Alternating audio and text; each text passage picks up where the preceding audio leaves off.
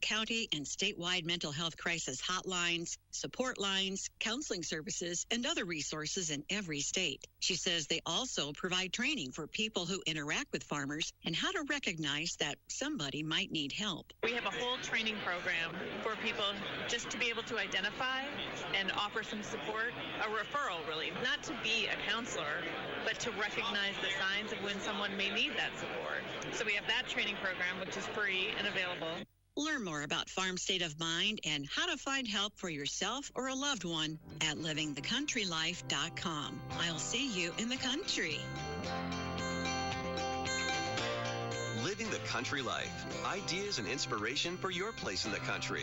You can find more information on today's topic, share your tips, and post photos by visiting us online at livingthecountrylife.com. Today's Daily Encouragement by William the Encourager, sponsored by Ted Russell Nissan, home of lifetime warranty on Kingston Pike. Praise the Lord, my brothers and sisters. It's Tuesday. Come on, let's praise Him. Father God, we praise You. We lift You up and give You glory, honor, and praise, Lord God. Lord, You're such an awesome God. Father, thank You. Thank You for Your Son, Jesus, that died on that cross for all of us, Lord. And, Lord, we gladly accept Your Son's sacrifice, and we say thank You. In Jesus' name we pray. Amen and amen. It's Tuesday. It's Tuesday, and praise God. You know, we said we're going to talk about this all week.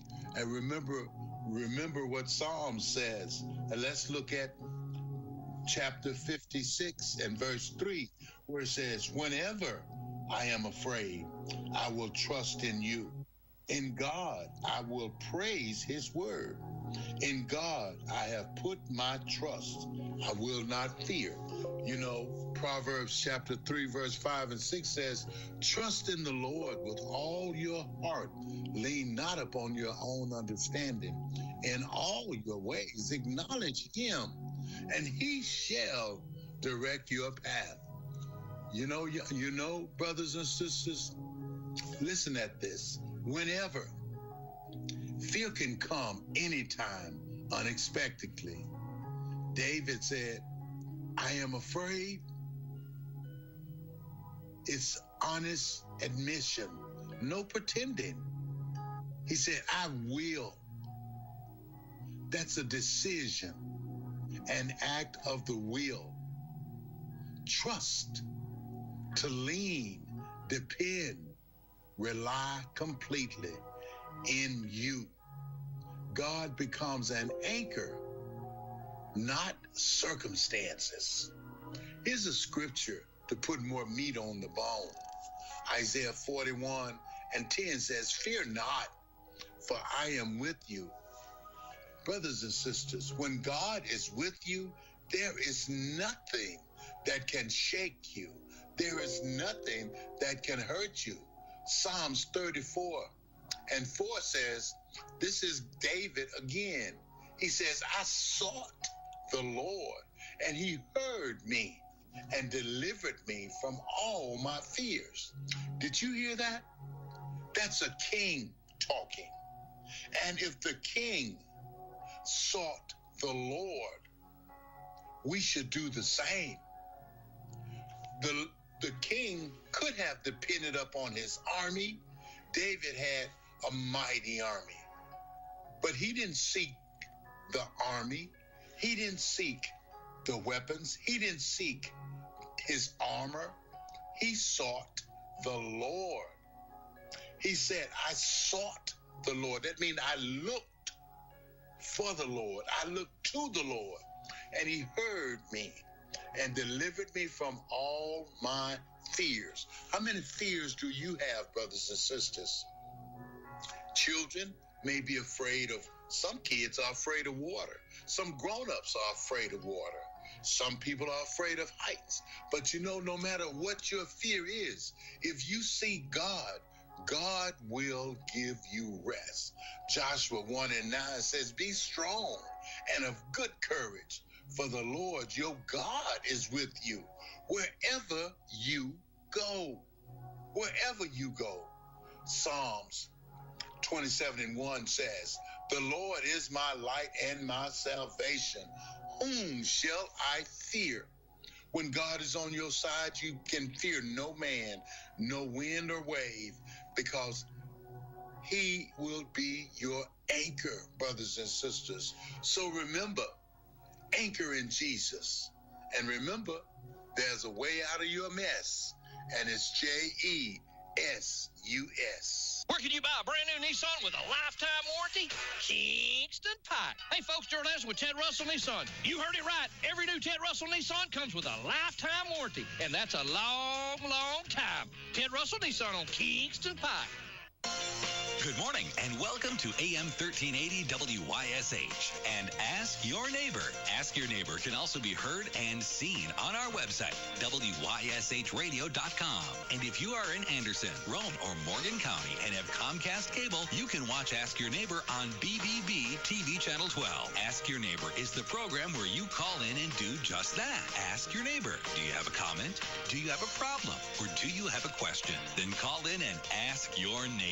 865-457-1380 or toll free at 877-711-4005. And for those of you that might be listening or watching on the internet, you can email from our website, WYSHradio.com. Just click on the Contact Us button and email your questions. Now sit back and listen as listeners throughout East Tennessee and the entire world answer your questions on Ask Your Neighbor on BBB TV 12 and AM 1380 WYSH. And good morning, everybody. Yes, indeedy. Welcome into the first Tuesday of the month. You know what that means. Dr. David Ayers comes in, gives us his time, and hopefully answers questions for you.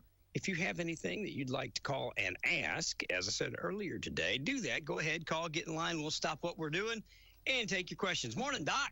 Morning. How are you, sir? I'm doing okay today. Here we go, making our way into, can you believe it, man? It's just February. I don't know, just around the corner. I was saying the other day, we're just a few days from March, and then that's spring. Now, before you know it, we'll have some spring flowers going on away from all this cold weather. That's all right with me. The birds are out there. They're thinking it's spring, I think. They're probably just looking for some food because it's been under snow for a while. Yeah. I think it's some bad weather. Yeah. I was thinking, my brother just texted me a minute ago. He says, what did you think about all the noise at the Grammys? I don't know what he was talking about. I didn't watch the Grammys. I guess there was a bunch of political mumbo jumbo. Oh. One, Billie Eilish, I don't know what her name is, said you can't deport people from stolen ground. We stole talking. I don't know. It's the typical uneducated Hollywood baloney. Yeah, I guess so. Jelly Roll was good though. I did see that. Jelly Roll said what he wanted to say. So it's I didn't watch it. I've just watched the highlights on the newsreels and stuff like that. I didn't see the show. In fact, I didn't know it was on until the news was on talking about it the next day. So interesting world we live in. It is. But we have freedom of speech. So you can, what did you just say? You can speak up and prove you're an idiot or be quiet and let them guess. Something like that. I just think it's insane that, you go back to President Obama's tenure as president. He expelled way more people than President Trump has using the exact same person, Tom Homan, whom he awarded because of a job well done in deporting 3-point-some-odd million people. And everybody applauded. It's the exact same thing. The same guy doing the same job he did for this country, just with a different president, and now it's Satan. Yeah. I always thought Obama was Satan anyway, so I guess maybe it could be Satan that he started. I don't know, but there's that one movie where they portray somebody as such. Yeah, I'm just kidding, but the truth of the matter is, now they're saying that it's all this terrible stuff that Trump is doing, and I just don't understand if they don't believe that President Obama, do they just not believe it? Because some of them are young kids, probably. I don't know. They probably weren't voting age for sure when President Obama was in office. But do they not believe it? Because they seem to still approve of President Obama. So yeah, I don't get it. Well, after him, Trump deported people. Nobody said a word. After him, Biden deported people. Nobody said a word. But now Trump's back again. Now it's an issue because he ran on it. Yeah, because he made it a pot. Same thing with building the wall. Nobody had a problem with any president building a wall, and all of them had constructed part of it until Trump did it because he ran on it. He made it a big deal. So that's the only reason I can think of. I think Eisenhower deported 5 million people. Yeah, probably. Obama did 4 million people. Well, I'd say Trump will by the end of his tenure, I think he'll get the award. If I was just guessing. Well, a lot of self-deported. Well, yeah, that's a pretty big number. And when you get some cash to go too, Yeah. They give you a little bit of cash, help you get back home, and then if you go through the correct channels, still have an open door to come back, which is pretty generous if you ask me. But yeah. So much for that. But that was the hoopla on the Grammys that I saw. And calling back later. Made fun of Nicki Minaj. She was she was nominated for 12 Grammys, and they loved her until now. Now they don't. Now they now they hate her. I mean, if you look back at her statements through time, she's always been like that. I don't think this is a new kind of speech for her. I saw somebody listed things she'd said in the past, and they're all pretty consistent. She's always been pro-Trump? I didn't know. Well, not Trump, but pro, I guess, conservative ideas, considering the industry she's in. She's been fairly conservative. I don't know about her music, but I was going to say I don't know. I couldn't tell you a Nicki Minaj song if you held a gun to my head. No, but I just thought it was funny that how they were ruthlessly making fun of her, but yeah. And all because, just a year ago, she was a darling. And now because she came out for one political side or the other, one other side completely demonizes her, which is, I don't know. I think Americans have to be smart enough to see through a lot of that. I think most of them are. In the big inner cities is where you have a lot of.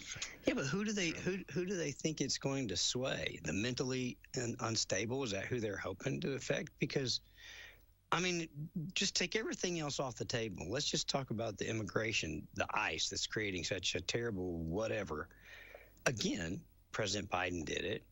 President Trump did it in the first term. President Obama did it. And all used Tom Homan except Biden. I don't know if President Biden didn't. I don't know about that. But that said, if you just take that, let's just go with President Obama, Tom Homan, and what he did, and you look at that compared to what Trump's doing, it's the exact same thing, but the reaction from the people is different. How do sane people come to that conclusion that Trump's evil, but Obama's the savior? I don't understand. So I don't think they do. I think that's the idiots talking, and they just suck up most of the oxygen in the room. Yeah, but these protests up there are paid events. Well, sure. So these aren't like regular people out there protesting. No. It's just that's the Grammy Awards scuttlebutt. So there you go.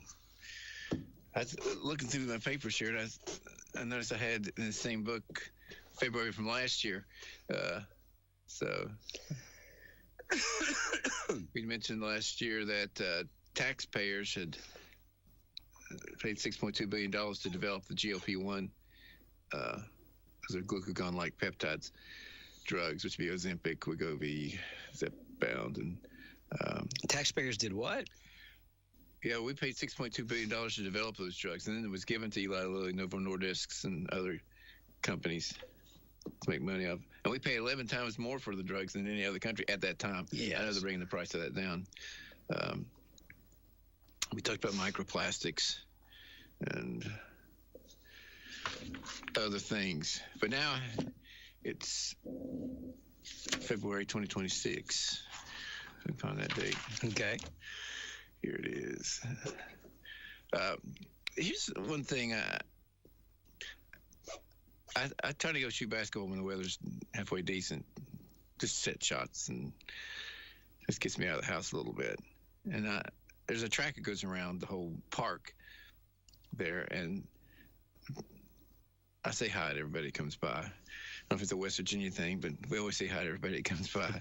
But a lot of people don't even look up because they have these AirPods in their ears, or some kind of Bluetooth headset. And I'm telling you, don't use those things, okay? So don't use AirPods. Don't use Bluetooth headphones. Use them with wires, okay? If you notice, a lot of the pro athletes now, when they're around, they have wires going to their device because it's a lot of radiation to your head. Same reason you shouldn't put your phone to your head if you can avoid it. Turn your phone on speaker unless it's something really private, because it's a lot of radiation to your brain. And there are a lot of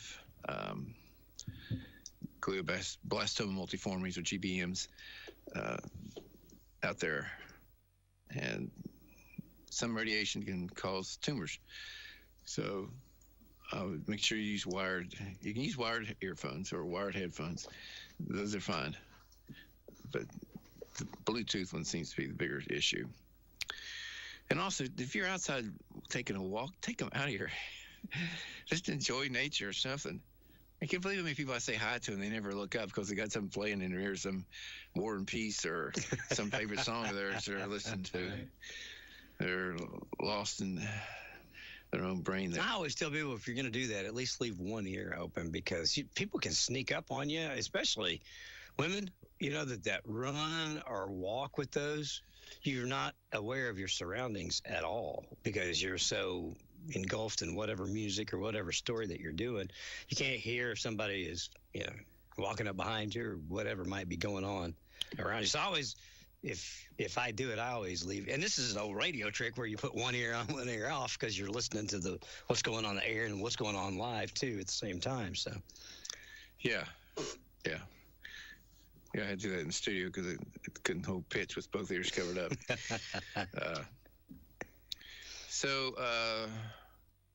This is interesting. So if you're getting older, and as you get older, there's a certain amount of blocking that goes on in your brain. So you can't think of somebody's name that you should know, or you can't think of some object's name that you should know, or some fact you should know. Reportedly, sniffing rosemary improves memory and recall by about 75%. What? And it has a chemical in it. It's cineole, cineole. What, just rosemary smell or what? Rosemary. Are you going to Scarborough Fair? Parsley, lace, rosemary, and thyme. So, yeah, it's used in cooking mostly. But I don't know if it needs to be fresh or you can use the dried. But the pictures in the article are all fresh. And it seems to delay the breakdown of acetylcholine, that chemical does, which aids in sort of memory consolidation. There's rosemary oil. Yeah. I think, at least to my knowledge, the studies were done with the plant. Okay. And you can grow it in your yard. It's if you have an herb garden. We just want to get some. And so just smelling rosemary. Yeah, like I say, there's a chemical goes in your brain from smelling it, and it seems to improve memory. I don't know how long the effect lasts. I think in the study they filled a whole room full of the smell, and they compared the memories of the people that were in the room and not in the room. But hey, couldn't hurt. Every little bit helps. Probably improves the smell of the room, if nothing else. And one thing about that, I'm not a big fan of spray things in the room to make it smell better. The kind you plug into the wall, because these are all oils, and it aerosolizes that oil, and you're breathing that oil in. I just can't think that's good for your lungs long term. So if you want to make the house smell better, cook some potpourri on the stove, or get some flowers or something. We have a new study showing now that plasmid DNA, you remember that was one of the contaminants in the COVID shot, and the spike protein made by the COVID shot, and the mRNA last up to 3.5 years now, still in people's bodies. It's been confirmed across multiple laboratories. That was an article put up by Nicholas Holster, Masters of Public Health.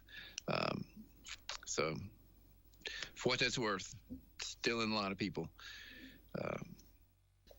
And there's a decontamination or detoxification protocol you can look up on, I think it's Frontline Doctors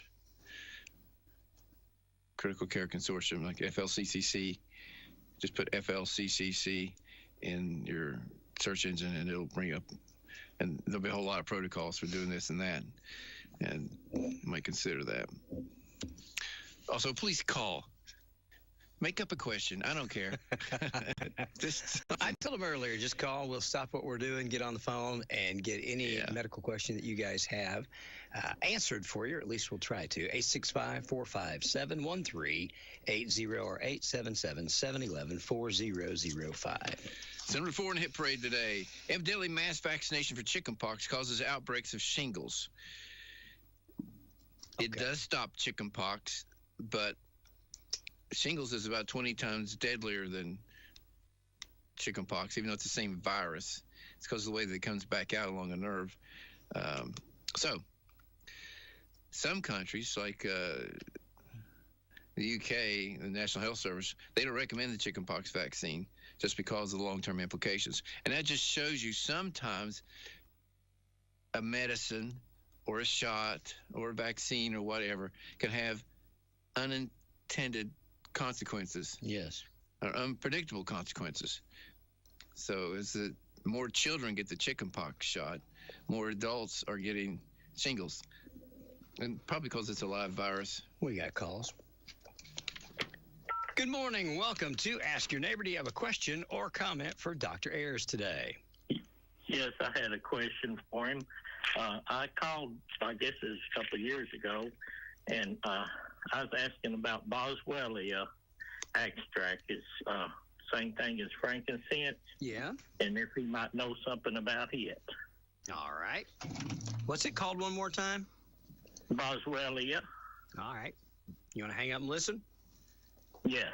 Thank you. Mm-hmm. So it's interesting. You can take actually gold, frankincense, and myrrh. They're all as supplements now, and they have different perceived benefits. And I have taken and continue to take frankincense pretty regularly. Let's see. My wife does a lot of this herbal investigation, so I don't really know all the reasons I'm taking everything. You're just told to take it, and you do. There you go. Helps a lot. Good. Helps learn in the house if nothing else. I like to take it more faithful than she does. Rather than me just looking stuff up right now, let me. I will check into that, and then I'll get it before the end of the show. Okay. Good morning, WYSH. Do you have a question or comment this morning? Hey, Ron. Hey. Dr. Ayers. Yes, hey. ma'am. I have rosemary growing in my yard, but I don't know how to use it. Well, I didn't get to hear all that. How can I use it? Because I am 87, and I am forgetting things, and I'd like to know how can I take it from my yard and use it? Cut some up and bring it in the house and smell it. Smell it. That's all you got to do. Okay. It goes from your nose to your brain. You're welcome. It's that simple, isn't it? Yep. Goes from your nose to your brain. Very good. Remember, your smelling is an extension of your brain. Your vision is an extension of your brain. Those are all just headed there. Just a brief look at the Boswellia or the frankincense. It seems to be an anti-inflammatory. So it'd be like for joint pain, joint health. I think that's considered its most common use. It's probably what my wife's got me on it, but osteoarthritis, those are the common uses of it. And for some people it's going to make a big difference, and other people it may not make a big difference. See what my research assistant says. Okay. She said she posted on our page on Facebook. It's Dr. David Ayers, I think is what is on Facebook. Okay. All right, we've talked about this before, but if you have gluten enteropathy, so you can't eat gluten, just know that might or might not be the glyphosate. Okay. So the glyphosate or Roundup has been used in all our grains, and in fact, you can't hardly. If you eat a bowl of oats, you're eating glyphosate. I ate cereal this morning. I ate glyphosate. You just can't escape it because of the way it's ubiquitous in farming now. Okay. And that may be causing a lot of what's it called one more time? What is glyphosate? Glyphosate. Which is Roundup. Okay. Yeah. So I think there's a case still before the Supreme Court right now about that. But you remember, I think last month we talked about how the supporting study for glyphosate that showed it was safe was retracted. Yes. So they don't have much to back up their safety now. And well, hadn't they already settled? Well, there was a case, a guy got lymphoma. He was like a landscaper, garden guy, and he got lymphoma, and he won the case that it came from the glyphosate. But like I say, I think the Supreme Court's is before them right now. Not that that'll make it right, whatever they say, but I wouldn't use it. It does get into the water supply, and it's in your drinking water. Like I say, you can ask your local water supplier for the list of things that they occasionally check for that they don't have to check for. There's certain things they have to check for, and you can get that easy. But usually below that on the same printout are other things in the water that they don't have to check for, but they do occasionally. So Greg Fay from Clinton Utility Board will be here tomorrow. I don't know. We'll be talking a lot about water, but I might ask him about that. But yeah, well, anytime there's widespread farming, the herbicides and the pesticides used get into the water supply. Yes. That's just the way that it is. And that's why they're looking for immunity now. You know, pesticide manufacturers trying to get immunity like the vaccine people have. Sermon. Now, we've talked a lot about autism and leucovorin. You remember that leucovorin, the drug we said you could try in your child if they had, or adult if they had autism. And it does seem to help. It's basically a B vitamin, folate kind of derivative. Now they're saying Suramin, Suramin, Suramin. Suramin. It's a 100-year-old antiparasitic drug. It was originally used for African sleeping sickness. And this doctor did a small study. It wasn't a very big study. So I'm sure that's where it'll get sort of poo-pooed in the press. But it showed that a single dose dramatically improved speech, social interaction, and calmness in people that had autism. And you said it was used for what? African sleeping sickness. What is that? It's a disease carried by a tsetse fly, TSE. Would keep you up or make you sleep? Make you sleep. Okay. Yeah. So that it's a parasitic disease. Gotcha. And it's an antiparasitic drug. Gotcha. It's another antiparasitic drug being used for things other than what it was originally designed for. But I mean, I should be able to get it. I didn't look up to see how easy it was to get, but it's off patent, so that's why you're not going to hear much about it. You may have to look it up yourself and find it if you're dealing with somebody in the autism spectrum, because it's cheap and there's no money to be made on it because it's off patent now, and that's why some big drug company probably won't pick it up. I find this in the interesting category, number 7. Some physicians concluded that more than 90% of the patients with chronic fatigue syndrome had parasites and or funguses in their blood, and they could pick it up on optical microscopy, meaning just with a regular microscope, looking at a peripheral blood smear. They said most of these were zoonotic. That means they were transferred to humans from animals. We talked before in the past about the quote worming yourself or taking an antiparasitic maybe once a year. Yes. Particularly if you have dogs that lick you in the face or cats that lick your face, or if you're farming your own cattle and horses and stuff. You can get parasites. So if you have chronic fatigue syndrome, maybe you could ask your doctor to get a peripheral blood smear. Most of all it's done mechanically now with machines So there's not a lot of looking at blood like there used to be by pathologists. But if there's an experienced pathologist, he may be able to look at a peripheral blood smear and see if there's parasites, something in there that ought not to be there. If you have chronic fatigue syndrome, I think babiosis was a disease that they mentioned being common in people that had that. And so that was a class action lawsuit. Greater than 2,000 women who developed brain tumors, speaking of brain tumors, joined a class action lawsuit filed in 2024. They claimed that Pfizer knew that the popular birth control pill, or shot really, Depo-Provera, which is progesterone in a shot form, could cause brain tumors. And they didn't tell the patients or the regulators. The drug was licensed in 1992. So Depo-Provera, they'll use it sometimes if a woman has a real heavy period that won't stop. And it can be used in birth control with a monthly injection. And some women have gone that way, I think because they tend not to have periods. But since this greater than 2,000 of them got brain tumors, and now they're trying to say the company knew that. So I don't know if they've gotten to discovery or yet in the case. It's been only 2 years until the law moves very slowly. Got a call here if you'd like to check on it. Okay. Good morning. Welcome to Ask Your Neighbor. Dr. David Ayers. Do you have a question for Doc this morning? I do. I sure do. Go right ahead. You're on. Okay.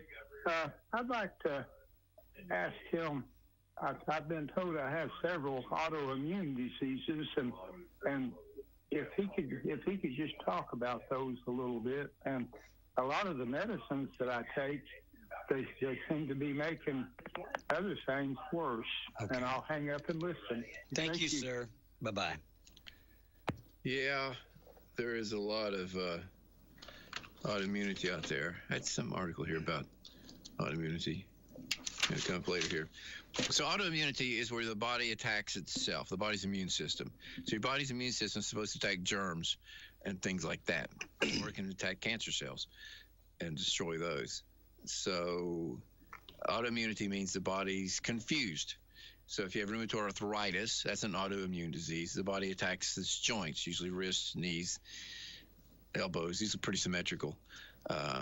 You might have lupus, which is an autoimmune disease where it can attack various organs in your body or your skin. You might have psoriasis, which I think it falls in that category of autoimmunity. You could have, I've got ankylosing spondylitis. That's where it attacks your spine. You can have myasthenia gravis, where it attacks your muscles or the junction of the nerve and the muscle. So all these are autoimmune diseases, and there's a whole lot of them. So one of the issues with treating them is the treatment is directed at suppressing the immune system. So you can see how that could be a double-edged sword. Mm-hmm. So they give you something to suppress your body's immune response. That's why you see a lot of these diseases or a lot of these treatments for autoimmunity have lymphoma and other things listed, and also have risk of developing tuberculosis if you're exposed to that particular bacteria. It's such immunity down. And I spent like 6 weeks in the hospital because I was on the Enbrel, which is an injected drug, and then they put me on Imuran, which is an oral immunosuppressant, and then I got cytomegalovirus really bad. Nearly checked out. So that's the troubles with the treating of these. Now, some of these new treatments are pretty good. I mean, I think the Enbrel worked pretty well for me. Yeah. But then, then I caught a germ I wouldn't normally catch. Because it reduces your ability to fight it. Well, if your immune system overreacting, the treatments are based to settling your immune system down. So they're like T-cell or suppressors or some aspect of your immunity. It doesn't increase your chance of getting a cancer, probably if you're on immunosuppressive drugs long term, it does decrease your chance of getting the cancer, since that's also what part of the immune system does. Why are there so many? That's the question. Why are there so much autoimmunity out there now? And I think it does sit back to the vaccines. Because you take a vaccine, you've revved up the immune system, and you're hoping it reacts in a predictable way against a certain germ that you've exposed it to. Mm-hmm. But it might go past that and start reacting in ways you didn't expect. And we'll have some numbers here. I'll talk about a study here in just a second that shows the kinds of things that happen that you didn't expect with a vaccine. Well, just the same way with the chickenpox we talked about earlier. Did it stop chickenpox in kids? Sure did. But did it cause shingles in old people? Yeah, it did. It does now. Mm-hmm. So that's How long did it take for them to find the correlation between the two? Or do you know? Well, they're still fighting that out. I'm going to quote a recent study here, but why are there some people that don't believe that they're connected? Pediatricians. Really? Oh, they're in an uproar. They don't think that the shingles vaccine, the shingles is connected to the chickenpox vaccine? I thought it was a given. I think they would be hard pressed to admit that. Really? Because they want to keep giving chickenpox vaccines? Yes, it seems to be. They're for every vaccine. And we really over-vaccinate here in the United States by a long shot. Now, these new recommendations, we wouldn't. But up to this point, yeah, we have. And I think it's probably a combination of somebody's genetics that make them more susceptible than other people. Mm-hmm. Because that's, you can give a pill that works on 99 out of 100 people, but that 1 out of 100 person may have a horrible reaction to it. And why? It's just something about them and the drug. Sure. But when you start vaccinating everybody, then you're going to find every one of those people. I think it's been part of it. It's not like this selective vaccination for people at certain risks. It's vaccinating everybody, and then you just discover all this other stuff.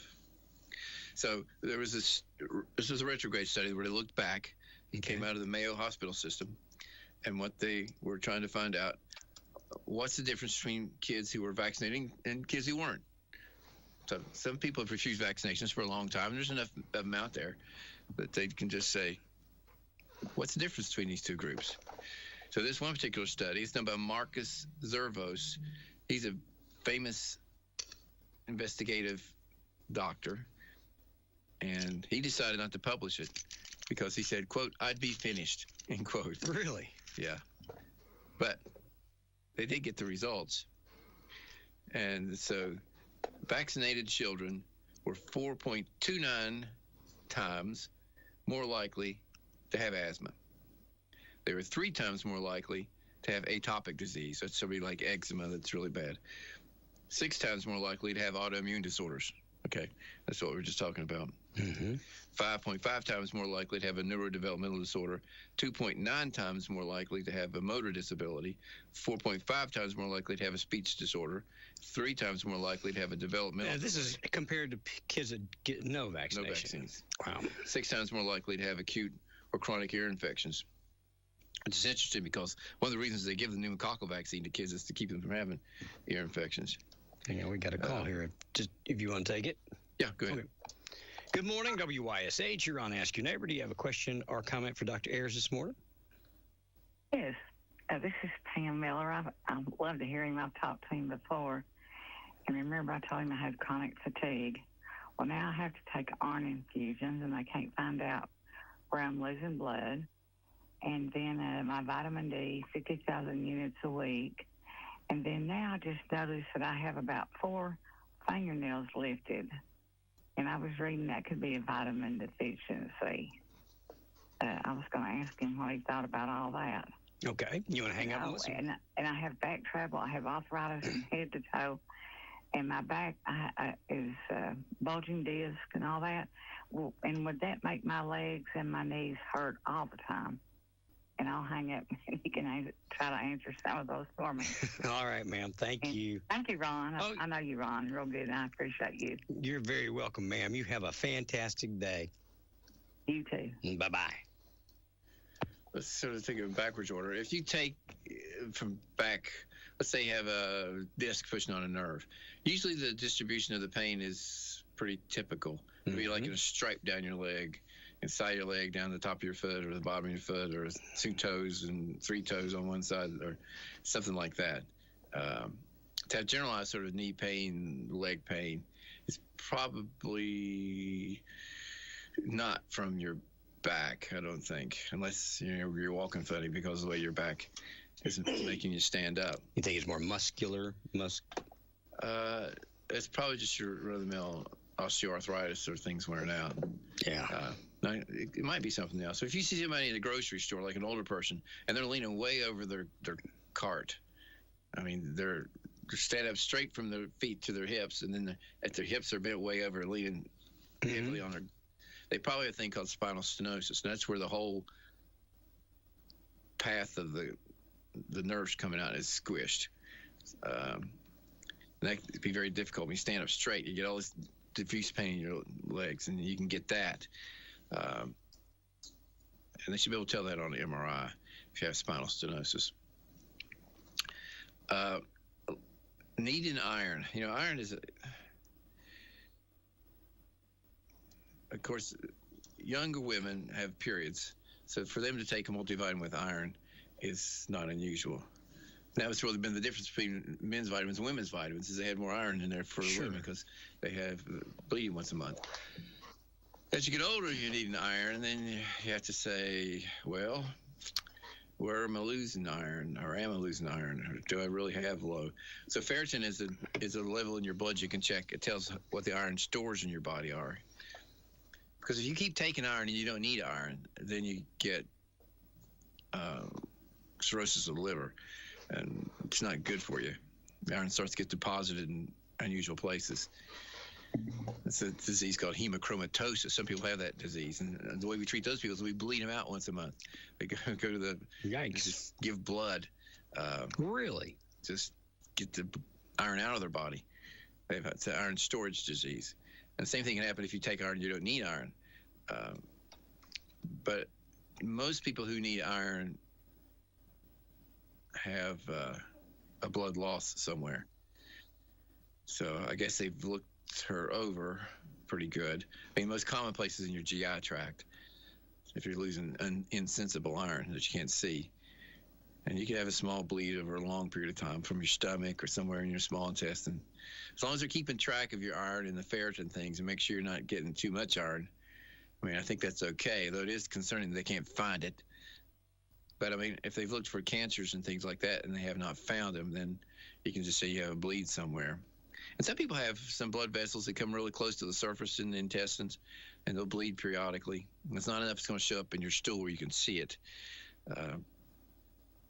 And they just have to take a supplement. Vitamin D supplement, I mean, that's a sort of a standard dose, 50,000 a week for people that are low. Of course, when the sun comes out, it'd be good to get in the sun. I have seen some things that indicate that maybe your body making vitamin D is better than taking vitamin D, but you need vitamin D. If you remember back during COVID, people had levels of vitamin D above 50 tend to not end up in the hospital or to die with COVID because it improves the immune system. Vitamin D is real important to the immune system. So I think that covers all that you brought up. Okay. Some people are enigmas when it comes to going to the doctor. And sometimes it's good to get another opinion because a new doctor might see something the other doctor didn't because the other doctor's seen you so much. I used to share a call with a doctor named McCormick, and after he covered for me the weekend, he said, "Did you ever think that guy might have some Parkinson's disease?" And I looked at him and said, "Dang on, I think you might be right." It's early Parkinson's. Why? Because he had fresh eyes on what to me was an older problem. So he mentioned all those things people got 3, 5 times, 6 times more likely if they'd had the vaccines. In the 2,000 children that were unvaccinated, 0 of them had ADHD. 0 of them developed diabetes. 0 of them developed behavioral problems. 0 had learning problems. 0 had intellectual disabilities. 0 had tics, the sort of jerky movements kids go through sometimes. 0 had psychological disorders. But after 10 years of time, 17% of the children who were not vaccinated had a chronic health issue. So, they had a diagnosis on their chart other than well child. And but 57% of the vaccinated children had a chronic health issue. So that was a study that was not published and probably never will be published. But it's not the only study like that. Almost every study that compares vaccinated to unvaccinated show that the unvaccinated children do better. But aren't we, under the current administration, under Secretary Kennedy, aren't they starting to kind of suss some of this stuff out? They're limiting they're limiting the shots we're going to give, changing the food, the food table, the food pyramid. Aren't they starting to kind of pull back on some of this, or at least? Well, the number of shots recommended is way down. Yeah, from 75 down to, 12 or something? Yeah. I don't remember. So it's more consistent what they do in Europe. How does that, I know when I put my boys in school, they had to have their shots, their vaccinations. So how does it trickle down? So right now there's a list of 75 shots. You got to walk in there with a piece of paper that says they have all 75. Who curtails that list? The school districts, the federal government, so that when you go to sign your kid up, they give you, here's the shots you need. It's instead of 75, now it's down to 12. Do you know that? Who does that? Well, the CDC comes out with those recommendations. Center for Disease Control out of Atlanta. Okay. And they pass it to the administrations or the people that administer it? Well, through Kennedy, then that became the CDC's recommendations. And then the new people he put in the CDC. And then it would be unusual for a school system to buck the federal government, since a lot of them get some federal money. But I'm sure there'll be some. Because the pediatrics, American Academy of Pediatrics, has their own list of recommended shots now. It's the first time we've had 2 sets of recommended shots. So when Secretary Kennedy made one, they decided they needed to make a different one. Yeah. And it's the first time they've ever done that. Yeah. Because remember, we had a certain set of shots that you had and I had. We all got DPTs, we got polios, we got Hib shots. And then, I'm not sure if you even had a Hib shot. But anyway, in 1980-something, when Reagan was president, the companies that made vaccinations came to the administration and said, we are going to have to quit making shots because we're getting sued too much. Well, then they gave them immunity. So you can't sue a vaccine maker in the United States for an adverse outcome.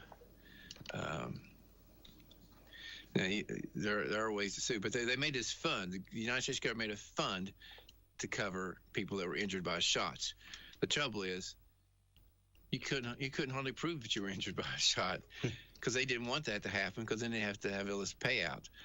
Because if you pay out for somebody, then who are you going to not pay out for? The next guy who's got the same complaint. So there haven't been a whole bunch of payouts. But with that, immunity became this rapid rise in shots. We had shots for everything.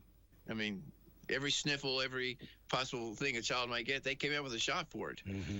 And some of them had bad outcomes, and they had to withdraw them, and some of them they think help, and now they're giving some shots to pregnant women, which we never did, to immunize the child before it's even born. And that's how far this insanity has gone. But that's where the rise of the shots happened, with this immunity.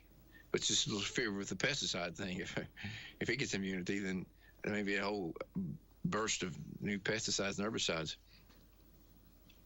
So that's where all these shots have come from, just since then. And that's when, if you look at that, there came the rise of autism at the same time. There came the rise of ADHD. There came the rise of a lot of these conditions from the 80s. It was around 83, I think, when they got their immunity. Because, hey, it's a great gig if you can get it. You have immunity, so you don't have to worry about getting sued. Exactly. And then you have the federal government demanding that your child take a thing.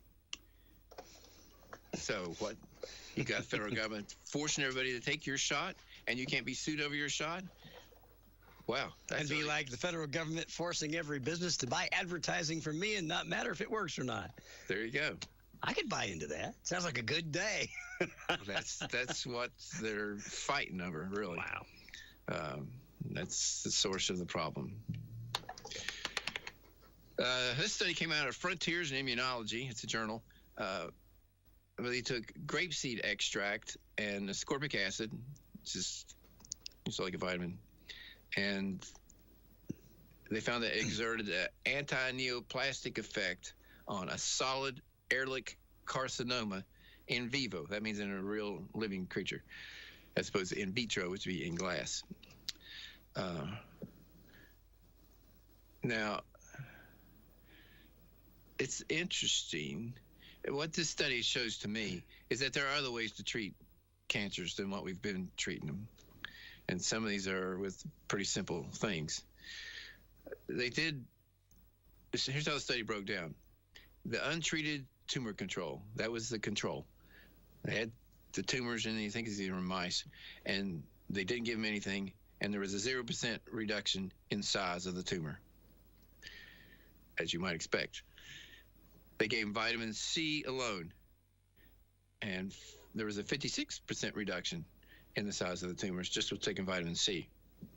They gave them the grapeseed extract alone, and there was a 63% reduction in the size of the tumors.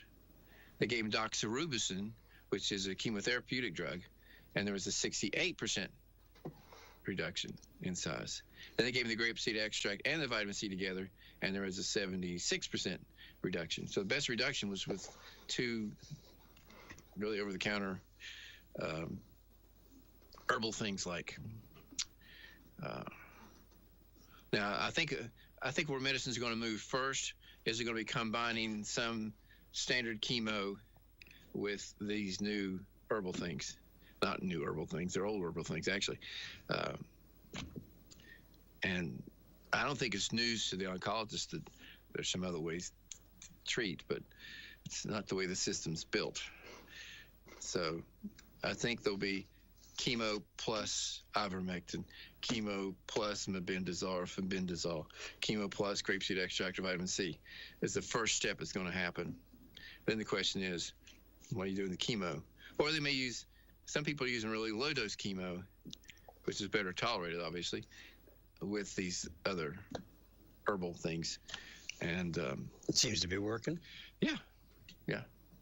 So I don't know, at some points they may just move totally into the herbal kind of thing. From the Proceedings of the National Academy of Sciences in the United States. This is important. Tattoo ink induces inflammation in the draining lymph nodes and alters their immune response to vaccinations. So in the United States, about 80 million people are tattooed.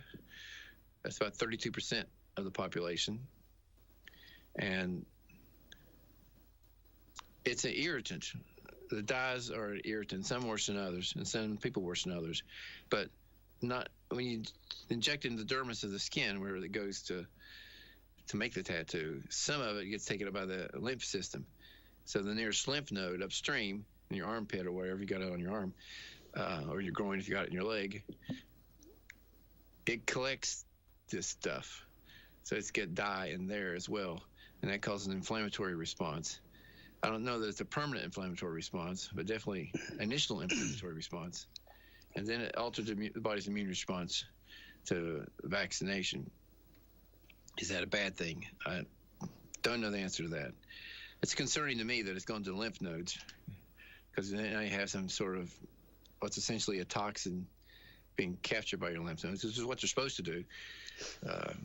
Is they going to increase your chance of having some kind of malignancy or something down the road? I don't know. Chronic inflammation is not a good thing. Number 12. In the United States, there are 1.8 million NGOs. We talked about NGOs last time, non-governmental organizations, nonprofits. They handle $3.7 trillion a year, and they're fraught with fraud. And That's why I think the government needs to get out of the NGO supporting business.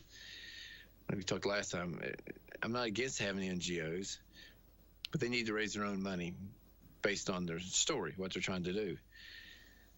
Because a lot of people get wealthy sitting on boards of these NGOs, and a lot of them, it's odd how little money actually makes it out to do what they say they're going to do. Just like during the Haiti thing, when they built 6 houses with all the money that Bill Clinton and George Bush took up. That's all they got. So just you can just file that away. I was going to run through some of these studies. Cholesterol comes up. Last time they asked me about taking statins. I'm not a real big fan of statins. I do think there's some instances where they might do well briefly, like if you had a stent put in. I think there's some studies showing that decreases the chance of the stent clotting off. But here's some studies that never make the press. This was a 4.5-year study on 9,000 people called the Minnesota Coronary Experiment. And they found that for every 30 milligram per deciliter drop in your total cholesterol, so if your cholesterol was 230, now it's 200, all-cause mortality increased by 22%. Now, we talked about all-cause mortality in the past, and that is you do this thing maybe to decrease heart attacks, and heart attacks go down, but more people died. And that's called all-cause mortality. So in any of these big studies, you need to look at what the all-cause mortality is, because just like with the chickenpox thing, sometimes things happen that aren't expected. Yeah, it did lower. Just remember, the chickenpox shot did decrease chickenpox in children, but it increased shingles in adults. Well, when they dropped the cholesterol, the all-cause mortality increased by 22%. So you're 22% more likely to die by dropping your cholesterol. Not from a heart attack maybe, but from other things. The more men lowered the cholesterol, the more likely they were to die of a heart attack in this study. And this study didn't make air till 16 years after it was done. They just buried it. The Sydney Diet Heart Study was 458 men for 5 years. They replaced saturated fats, which are supposed to be bad, with vegetable oils, which were supposed to be good, and increased death by heart disease by 62% and all-cause mortality by 70%. So that was the first kind of symptom that we were having trouble with seed oils. And I talked to a chemist the other day. I had lunch with a chemist. Okay. And I asked him about the seed oils. He said they have to extract them with powerful solvents. So that's how they get the oil out of the seeds. They put solvents in there, and he says you can't get it all out. You can't get the solvents all out. So there's solvents in your seed oils, and I think that's the problem. I don't know if the oil itself is the issue. It's the solvents they use to extract the oil from the seeds. Unlike olive oil, where they squeeze an olive and get olive oil out of it, those things tend to be safe. So if you're squeezing something to get the oil out of it, that's okay. If you're having to put like gasoline or kerosene in it to extract the oil out and then try to get the gasoline and kerosene out of it, which they don't use gasoline or kerosene, but they're essentially solvents like that. They can't get it all out. So you've got remnants of the bad stuff. That's the trouble with canola oil, corn oil, and all these seed oils. Olive oil is probably the better. If you can cook it with olive oil. I don't know how cakes do with olive oil, but coconut oil is okay. So that's from the city. So when they replace the saturated fats, which would be, saturated fats are typically solid at room temperature. That's the way to tell. So it'll be like butter, I guess lard. They took those out of the diets because they thought they were bad. Now, saturated just means there's a lot of hydrogen atoms stuck on it. That's what technically it means. And they replaced it with vegetable oils, which are liquid at room temperature. Heart disease went up by 62%. So the thing that was supposed to make them healthier actually ended up causing more health problems. Third study, called the Kaluan study, it's a low LDL and stroke risk. 96,043 participants. That's a big study. For 9 years, they followed them. If their LDL was less than 70, good cholesterol and bad cholesterol came from the drug companies. It did not come from scientists, okay? So the LDL is what we call bad cholesterol. If it got less than 70, it was linked to 65 to 169% higher risk of having hemorrhagic stroke. That's a bleeding in your brain. If it went less than 50 milligrams per deciliter, it was a 2.69% higher risk. And that shows that what may be technically good for your heart is not good for the rest of your body. A high LDL and longevity study. This was 19 studies they looked at. A high LDL is associated with equal or greater longevity in most cohorts. Inverse relationship with mortality in elderly. No link to reduced lifespan.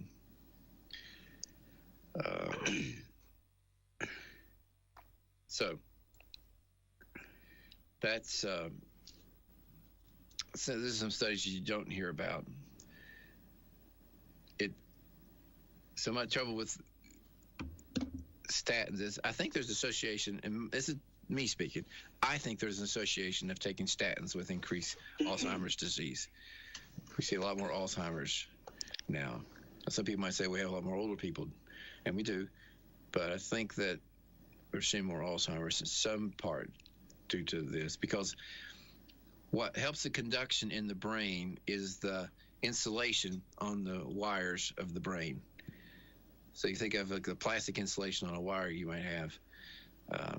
The brain's got, the nerves fibers have insulation around them, and it's made of cholesterol. And if you lower your cholesterol, I think we're adversely affecting that part of the brain, and it's causing some of these neurologic issues that we're seeing on the rise. We talked about... Hang on, we got a question here if you want to... Sure. Good morning. Welcome to WYSH Radio. Do you have a question or comment for Dr. Ayers this morning? Yes, Dr. Ayers. I would like to know, when you read the ingredients on your food labels, for instance, it will say maybe 15 grams of sugar, and then below that it may say 20 grams of sugar added. How do you add that? Do you add that back to the 15 grams and count that as, or do you just, is it added into the 15 grams? And I'll hang up and listen, and thank you very much. Thank you, ma'am. There you go. My short lesson on food labels is if the paragraph, don't eat it. And that's usually below the part you're talking about. If you read down below there, you'll actually go through all the different ingredients in the food. I'm having trouble with the math of the one you quoted, though. Let's take a look at one as an example. Let's see. So total fat, saturated fat, trans fat, and it's got cholesterol. Let's see what's sugar. But one of the issues we're having in the country right now is an abundance of carbohydrates, because that's where a lot of the obesity's coming from. We like carbohydrates. We like highly processed foods. So typically they got total fat, then they got cholesterol, then they got sodium, total carbohydrates. They've got total sugars, and then by added sugars. Yeah, I think that the added sugars goes into the total sugars. So in this one I'm looking at, it says total sugars 9 grams, added sugars 0. So that means it's all natural to the food. So obviously fruits, grapes, etc., have sugars in them. It's one of the reasons we like fruit. But some products will have not only the natural sugar of the product, but then the added sugars. So I guess your total sugar probably their biggest concern. Okay. Unless you know, if you have a choice between a added sugar and non-added sugar, you should go with one with no added sugar. Gotcha. So let's just segue from that over to this new food pyramid, which is basically the old pyramid upside down. Meaning the thing they want us to eat the most of on the old pyramid, they want you to eat the least of. So the bottom used to be grains and breads. That was the base of the big pyramid that's been around forever. And then now those are the top and the smallest about you should eat.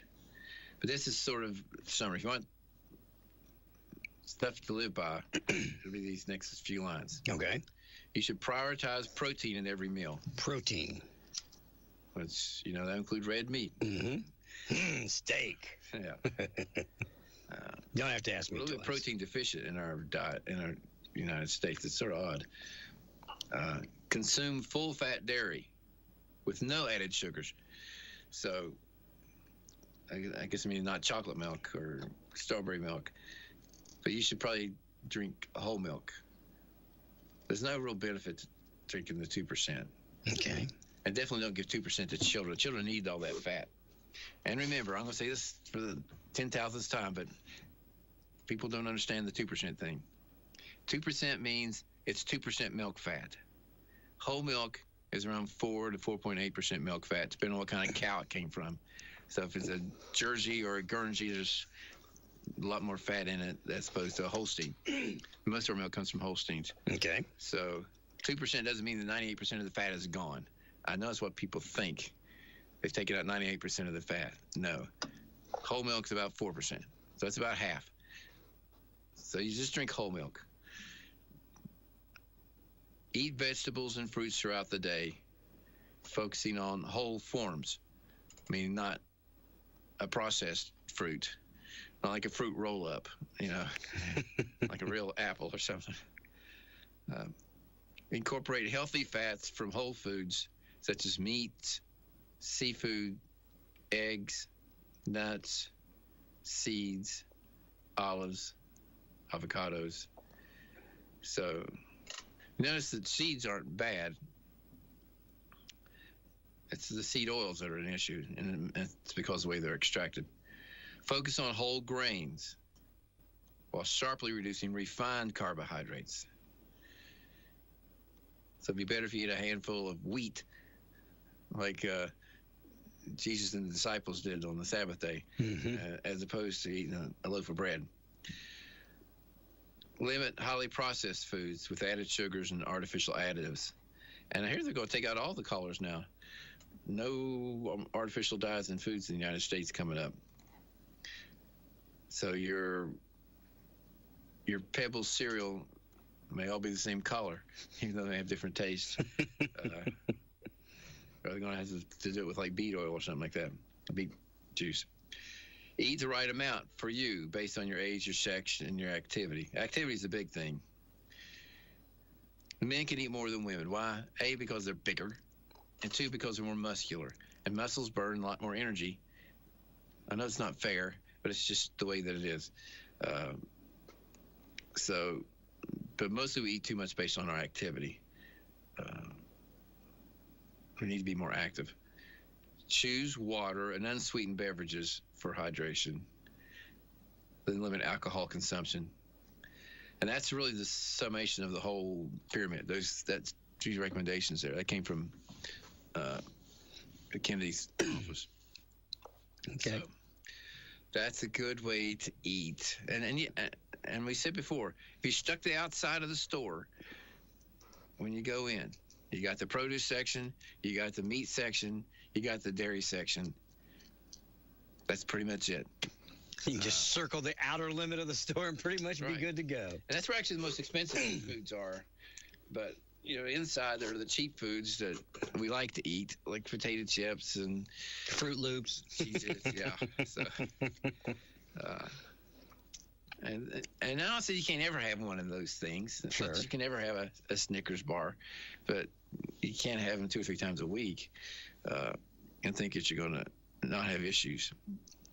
There are some people who eat whatever they want and seem to get away with it, and yet they don't really. Even if their weight stays down, you are what you eat up to a certain point. So you can be thin and not be healthy. Let's see. And we'll end up with this one. It'll be the last thing I have, unless you call. Let's just start with that, because the last time I was thinking, okay, I got a lot of calls at that point. There's about 3,400 cases of SIDS per year. It's called, quote, rare, end quote, but it is the leading cause of infant death. The Louisiana Department of Health death records show infants vaccinated at 2 months are 68% more likely to die in the next month than an unvaccinated. Now, one of the issues when you compare vaccinated and unvaccinated up to this point have been that it's typically been the rich that didn't get vaccinated. Hang on, I think we got a call here. Good morning, WYSH. You have a question for Dr. Ayers this morning? Yes, I do. Thank you. You're on. Good. Dr. Ayers, I've got a question about creatinine and your GFR. November of last year, my GFR had fallen to 76 from 86, which concerned me. Right. But I had like several contrast tests done, so we sort of leaned, well, that's the problem. But then in January of this year, the 28th, it had fallen to 40.3, which I find very frustrating. The creatinine in November was like a 0.92, but up from a 0.75 in August. But then January, just like the GFR, it had gone up to 1.80. So I am new, 7 months in on, quote, blood pressure medication, HCTZ and losartan. For high blood pressure that was like boom. I always low blood pressure my whole life. Okay, I'm 71 now. And they're wanting to say, well, it's your age. I'm like, bull crap. No, it's not. I'm exhausted. And I hate saying it. I'm sick and tired of hearing myself say, God, I'm so tired. I go to bed tired. I wake up tired. Mm-hmm. So I called the, quote, cardiologist. Of course, you don't get to see him. You see the nurse practitioner. And got a call back that they had talked to her because I'd left a message about my concern with these numbers. And told, well, you need to talk to your primary care. I'm like, well, you're the cardiology people, so should you not know more about blood pressure medications that may not be as hard or hard on the kidneys? And they're like, no, you need to call your primary care. And I'm like, So I got the name of a nephrologist I know who retired, said this is who I would go to. And I left a message there. Of course, I've not heard back. It was just yesterday. It's like you have to be your own physician, which is absurd because God knows I'm not. I'm not qualified, but sometimes, I think maybe I am in today's world. So would you be concerned if that was you, or would you just shrug it off and say, oh, well, I've just fallen 36, 37 points on my GFR, and my creatinine is jacked up twice its number in 2 months' time. And I'll hang up and listen to you. Thank you, ma'am. Thank you so much for what you do for us. I would truly appreciate you and Ron both. Thank you. You're welcome, ma'am. You have a very nice day. Thank you. Doc. So GFR stands for glomerular filtration rate, and that is basically how well your kidneys are functioning. And the creatinine is a chemical that's sort of cleared by the kidneys, and it tends to go up when the kidneys aren't working as well. So a falling GFR and a rising creatinine is a sign your kidneys aren't happy. A lot of the kidney troubles we think is due to hypertension long term. It damages the kidneys. The kidneys are basically a filter. They're filtering out stuff from the blood. The trouble is some medicines we use can damage the way the kidneys work. You know, one of the worst is probably non-steroidals. So Motrin, naproxen. So you shouldn't use either one of those. No Aleve, no Motrin, no ibuprofen, no naproxen sodium, or even prescription ones like Mobic or whatever. Those are rough on the kidneys. So steer clear of that. Some people make an argument that maybe Tylenol is rough on the kidneys, but I think it's more rough on the liver. But definitely non-steroidal should be out of your life. I think it is concerning that it dropped. Now, the trouble is there's this formula, which I don't know off the top of my head. That's how they use for this GFR. You can calculate an estimated GFR. That's basically what you're telling me, an estimated glomerular filtration rate based on a lab test that you had. They take some numbers from that and they throw it in this formula, and based on whether you're a man or a woman, and they come up with this number that's your estimated GFR. So I think one thing your primary care doctor needs to do is to do a 24-hour urine on you, where you collect all your pee for 24 hours, and then they can get a real glomerular filtration rate, not an estimated glomerular filtration rate.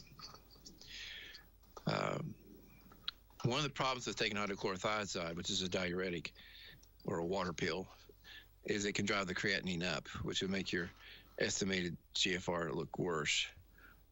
So they may want to reconsider that. Unless you're having trouble with fluid retention. Losartan's pretty kind. To me, I think losartan's almost so kind it doesn't even work. But if it does work, it seems to be pretty easy on the body as far as side effects go. But there are some herbal things if you want to consider those. There's hibiscus. There is olive leaf extract.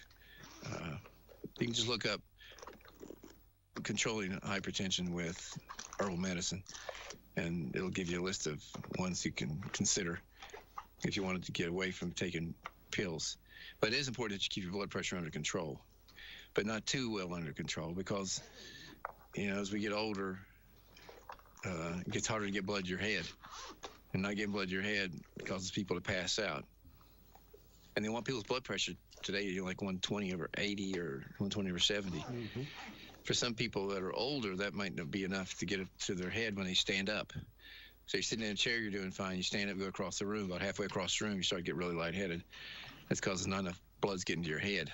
So if that happens, you can just sit down fast before you pass out. How do you correct that? Well, I mean, that means they're over-treating your blood pressure. They need to back off the medicine. Okay.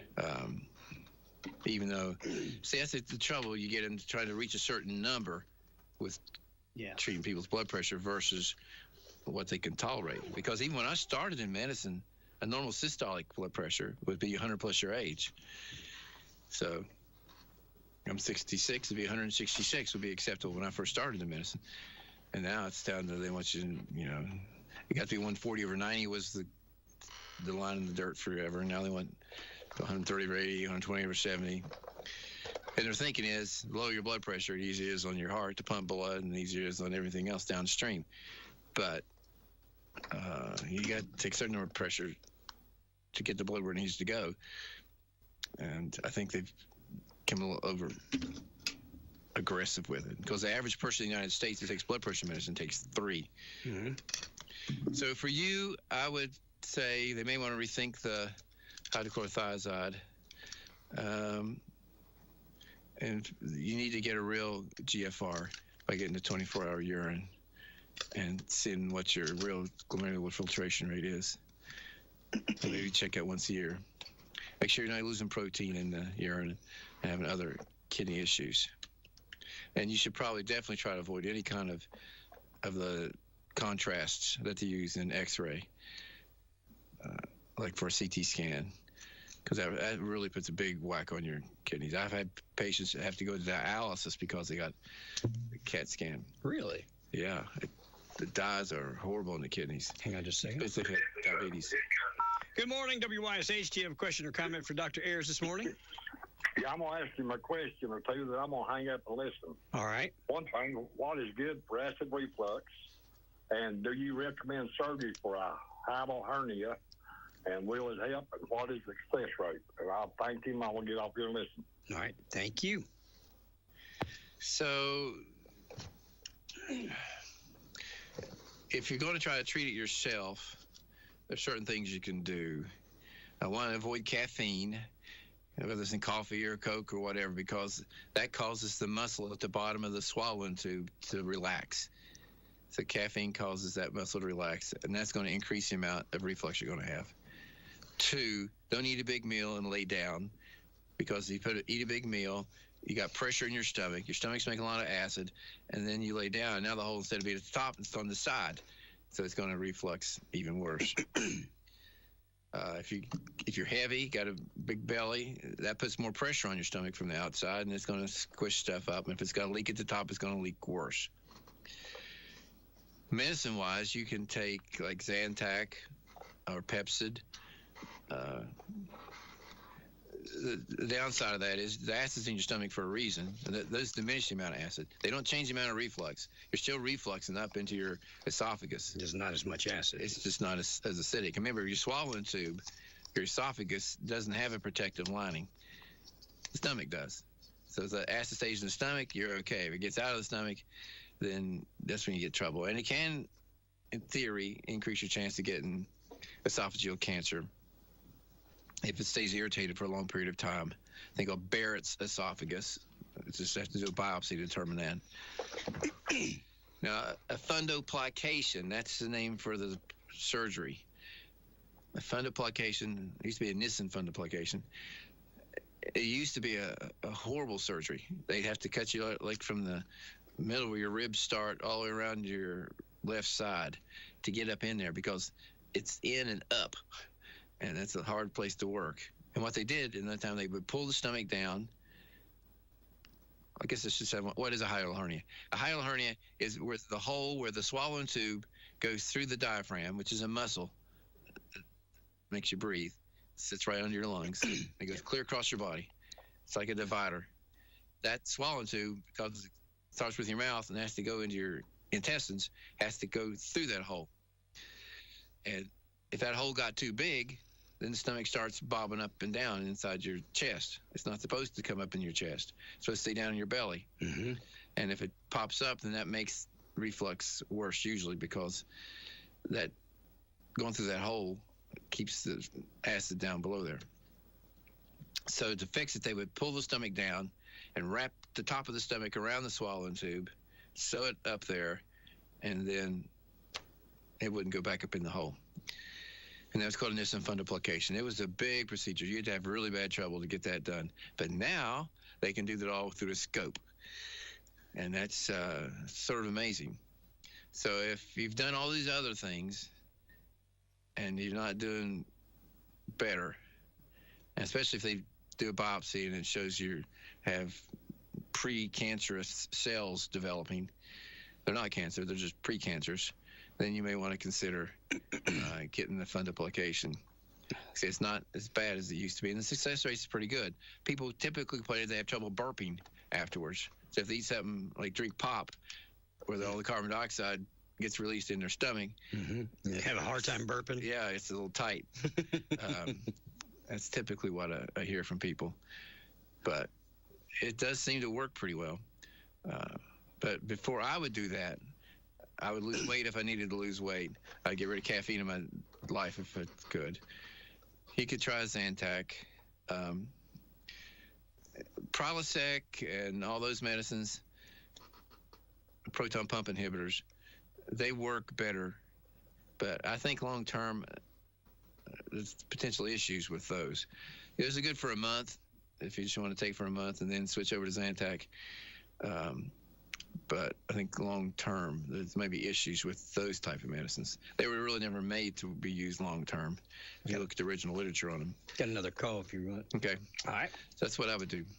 Good morning, WYSH. You're on Ask Your Neighbor. Do you have a question or comment for Dr. Ayers this morning? Yes, I sure do. Go right ahead. Okay, I'm on oxygen 24 hours a day, 3 liters. I'm on a CPAP machine at night.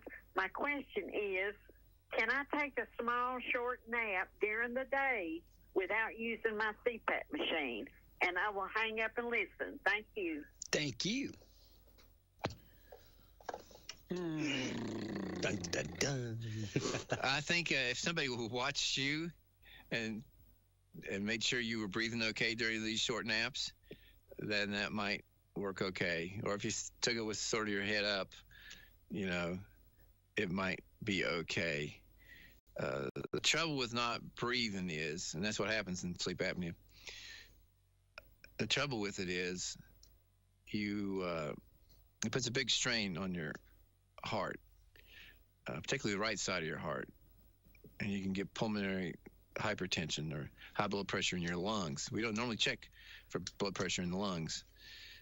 It's be hard to check that. You can't put it like a blood pressure cuff around your lung. The rest of your body. So the heart has 2 cycles. It's got a cycle where it pumps blood from the heart to the lungs and back to the heart. That's one cycle. Then from the heart to the body and back to the heart. That's when we measure blood pressure on typically, because we can check it in your arm or somewhere. So sleep apnea, if it's uncontrolled, it can end up being a fatal condition. And obviously don't want that to happen. So if somebody watched you maybe a few times during these naps and made sure that your breathing was okay, then I think you might consider short naps, depending on what short naps mean. But if you have trouble where you're gagging and you're not breathing well, then you should probably use your CPAP during the day as well while you're taking a nap. There you go. Anything else, sir? I think that's about it. Okay. That's the name of that tune. Hang on. We got somebody else here. Beretta. They all wait till you say you're leaving, then they call. It's typical. It's all right. Good morning, WYSH. Got to lead with that next time. Somebody just call me back right quick. Somebody was on hold on one. Call me right back right quick, and I'll put you right on before we wrap up. Or we'll try it next week. Doc comes on the first Tuesday of every month. And we've been doing this for... I know it's more than 10 years. Probably more than 15. I'd have to go back and look. But we've been doing it for a while. So if you've got any questions, 865-457-1380. All right. There we go. They're back. All right. Let's see. Good morning. Do you have a question or comment for Dr. Ayers this morning? Is Ron available? Well, I'm Ron, but I'll have to get that in a minute, obviously. Okay. Yeah. I did go to a funeral this week over at Holly Gamble, and it was nice. David Brooks, who was my neighbor over the hill when I lived out Blockhouse Valley Road there, he passed away. He's had a wonderful wife, and he was a good Christian man. Yeah, they do funerals differently here than they do back home. I think they're changing back home. Back home, we would go have a viewing in the evening.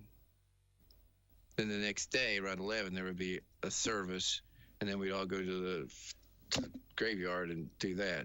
Here they tend to do the viewing and the service in the night. Graveyard the next morning. Next day. Yeah. So just a little different, but it was a good service. Guy preached a good job.